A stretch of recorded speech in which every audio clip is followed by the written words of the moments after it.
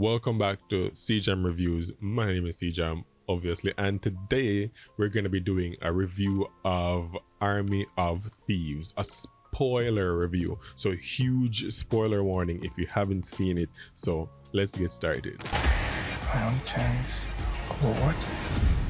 A life less ordinary. I'd like you to meet the team. Korina, our master hacker. Rolph. And last but not least, our very own real-life action hero, Mr. Brad Cage. So first of all, I'm a huge fan of the producer of this movie, Zack Snyder. As you know, this is a prequel about Dieter from Army of the Dead that was on Netflix a few months back, if you haven't seen it. So this comes before that movie in the timeline, right? And as I said, I'm a huge fan of Zack Snyder. I loved Army of the Dead. It was my first really zombie movie that I watched, or a horror movie, if you want to classify it as a horror movie, but it was my first movie of that genre that I literally watched and was excited for, right? So I love Zack Snyder from Man of Steel, Batman vs Superman, Zack Snyder's Justice League, the Snyder Cut, all of those good stuff, as well as he did 300, he did Sucker Punch and all those pretty cool movies, right? So I'm a huge fan and was super excited to see this. So as you know, it's gonna have the Snyder seal of approval, right? His visuals, his beautiful cinematics and colors, and it was all here.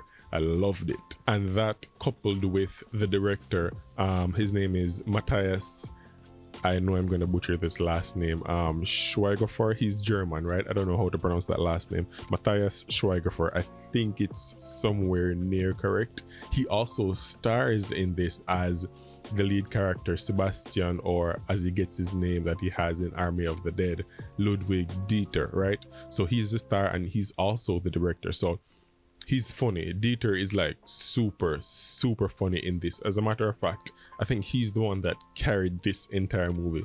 The way he delivered his comedy, his screams, the way he screams when something dramatic happens, it's so good. And I do not think I would have enjoyed this movie without Dieter, because I loved him in Army of the Dead, right? He was so good in that, and in Army of the Dead, he would have been what we as normal persons would have been in a zombie apocalypse, right? Because we're asking all the questions, we have major reservations to go into a zombie apocalypse. If you haven't seen Army of the Dead, go see it on Netflix. It's very good, right? But in this, he's the one literally carrying this movie. I thought about this movie without him, and I'm not sure if it would have been as exciting as it was for me as a fan of his from Army of the Dead, right? No, this is basically an origin story for Dieter. That's all it is. Just an origin story for him and how he ended up in the world of Army of the Dead, right? So I think that's a really good exploration, or it was a really good exploration and backstory of Dieter, and I really enjoyed. And then the supporting characters, Gwendolyn Starr, she's the leader of the crew that comes to hire him, and I really like their relationship as well. And I really like that they have similar interests, with the Hans Wagner safes and all of that, and the mythology behind how he designed the safes. They both have similar interests with that. And as she said when they were doing the heist, she's not doing it for the money, right? She's doing it to go down in history as someone who actually broke into these safes. The accomplishment that's gonna come, the what's the word? The fame that's gonna come to her name, or I can't find a better word right now, but the fame that she's gonna get from being someone who actually pulled off these heists from what are supposed to be the most secure safes in the world. So I really like that she wasn't doing it for money. And I really like when I saw her driving here, it reminded me of her driving in Fast 9, because she was in Fast 9 as the girl who couldn't drive, and in this she was driving the truck. In the end she was actually driving a truck. So I was like, hey, that's pretty cool to see her driving here and she couldn't drive a truck in Fast 9, so that was pretty cool. And she really is a good leader in the context of the team. I mean, obviously they're doing questionable things in society, however, she's a good leader, right? She really cares about the team. And we also saw that she doesn't come from poverty. She was actually really wealthy, and just a series of unfortunate events in her life just like led her down this path, right? And that's how she met Brad Cage, etc. What kind of name is Brad Cage? When I heard his name, I was like, who names their son Brad Cage? And then we found out how he got the name. I was like, oh, all right. Because when I heard his name, the first thing that came to my mind was Nicolas Cage, right?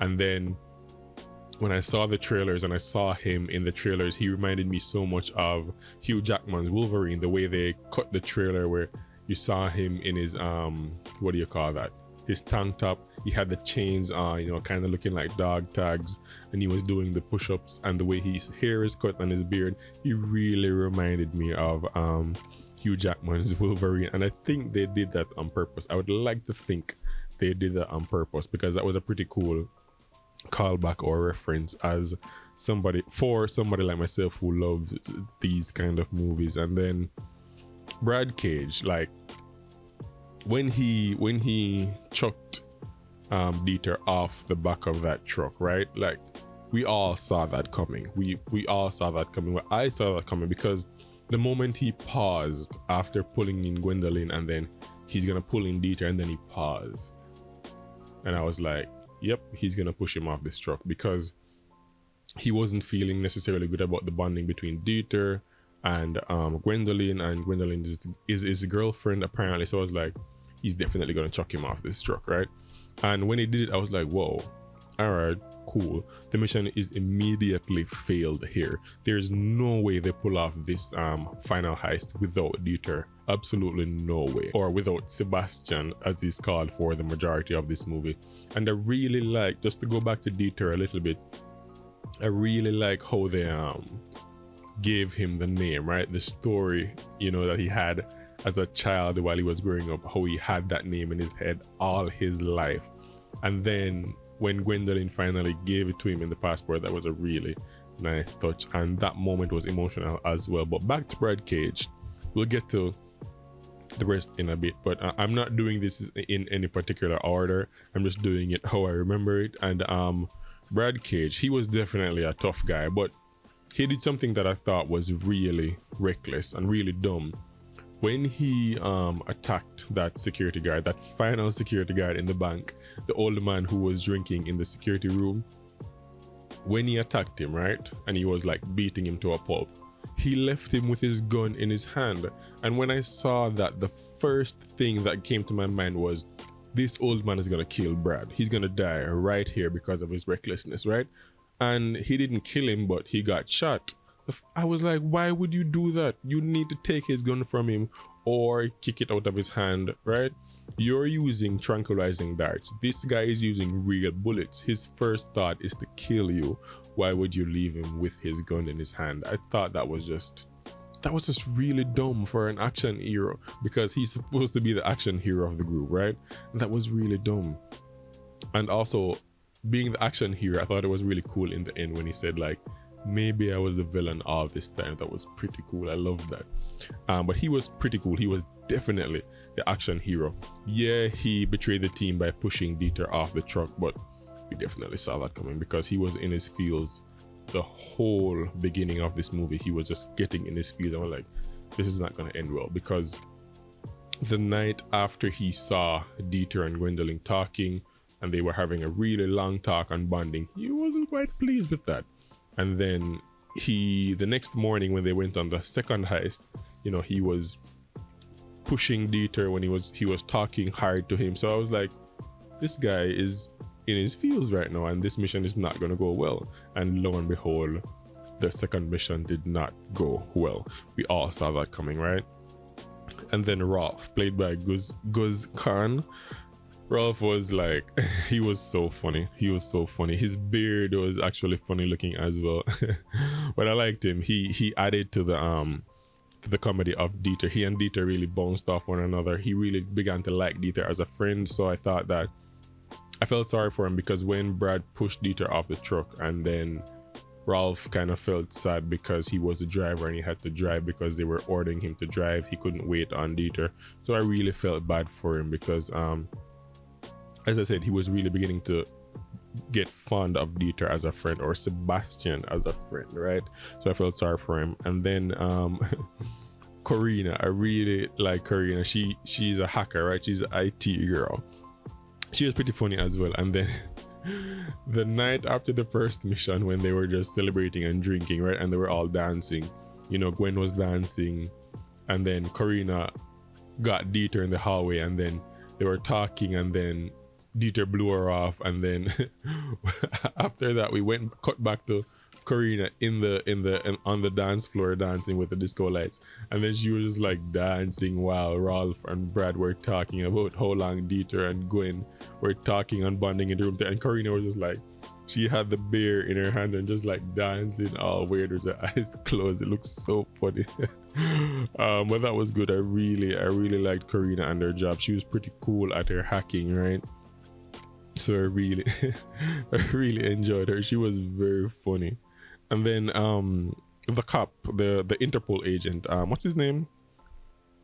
Delacroix. He was, I understand where he's coming from. He has a personal vendetta against Brad Cage, but that's a personal vendetta, and that's always gonna cloud your judgment, right?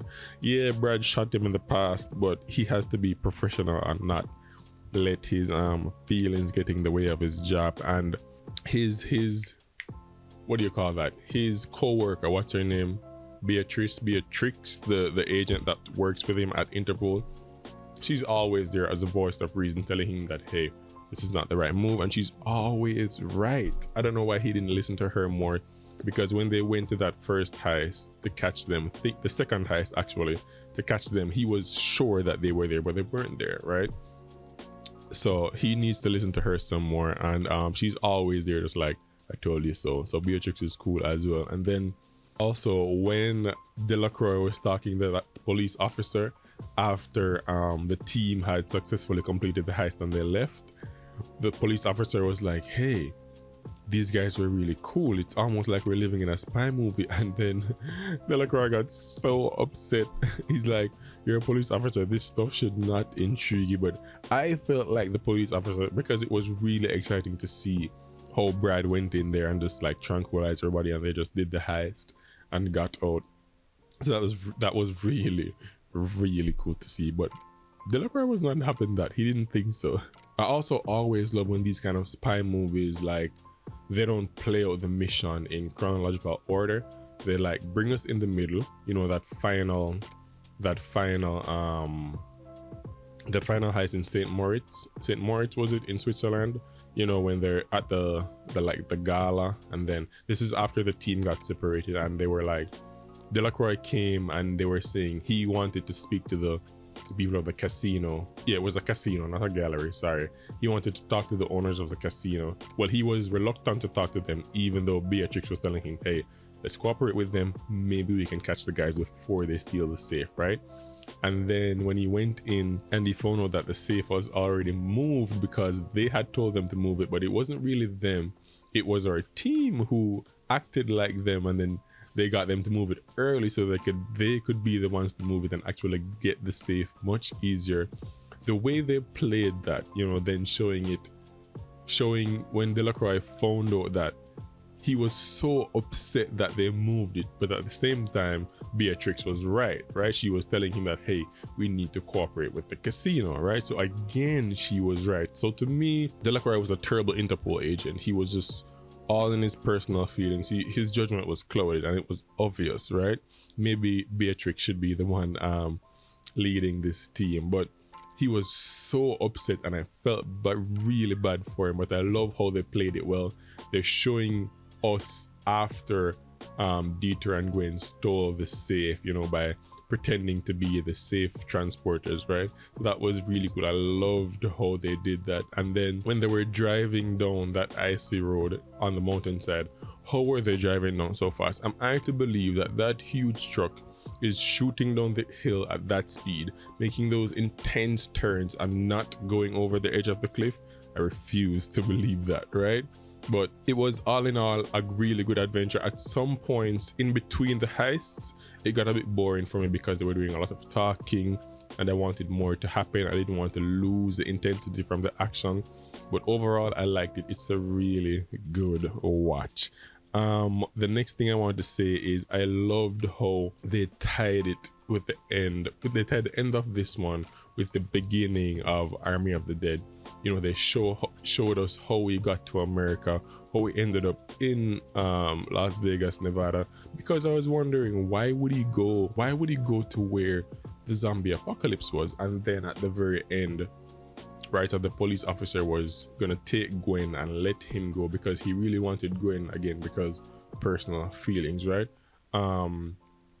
Gwen actually gave him the passport with his name Ludwig Dieter in it.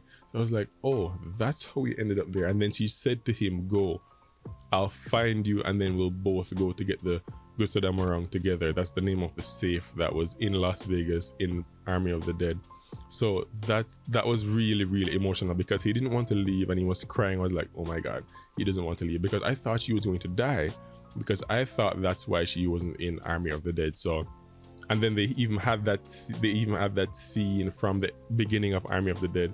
They just tucked it on to this movie. So it was very satisfying to see how they connected the two movies and just expanding this Army universe, this Army cinematic universe from Zack Snyder. So I really liked it. I really enjoyed it, and I would love to know what you guys think. So Army of Thieves, have you seen it? Are you going to see it on Netflix?